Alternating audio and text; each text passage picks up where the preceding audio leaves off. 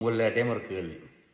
இது அம்மியில் அரைச்ச சம்பல் கல்லுங்கள். கேள்வி என்னண்டா, எனக்கு தெரியாதே தான் கேட்குறேன். ஒரு கல்லும் தேயும் பொழுது என்ன நடக்கும்? ஒரு கல்லும் தேய்ச்சிட்டே இருந்தால் அந்த ரெண்டு கல்லும் தேயுமா தேயாதா?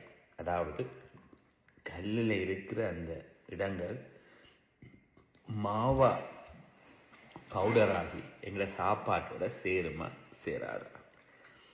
ஏனண்டா முதல்ல அந்த அம்மியை குத்தி ஓட்டியாக இருக்குது. இன்னும் கொஞ்ச காலத்துக்கு அப்புறம் அந்த ஓட்டியெல்லாம் மறைஞ்சா பிறகு பேருந்து போய் திரும்பி அம்மியால் குத்துவாங்க. எனக்கு தெரியாது, தப்பாக இருக்கலாம். பட் ஆனால் கல்லையும் வச்சு தேய்க்கும் பொழுது எங்கள் சாப்பாட்டோட சேர்ந்து அந்த கல்லும் வருதா இல்லையா? இவ்வளோ காலமாக பாரம்பரிய சாப்பாடு சாப்பிட்டு தான் இருக்கிறோம், எல்லாம் நல்லா தான் இருக்கிறோம். பட் அந்த மண் போகுமா இல்லை போகவே போகாதா? யாராவது தெரிஞ்சாக்க இருந்தால் கமெண்டில் போடுங்க.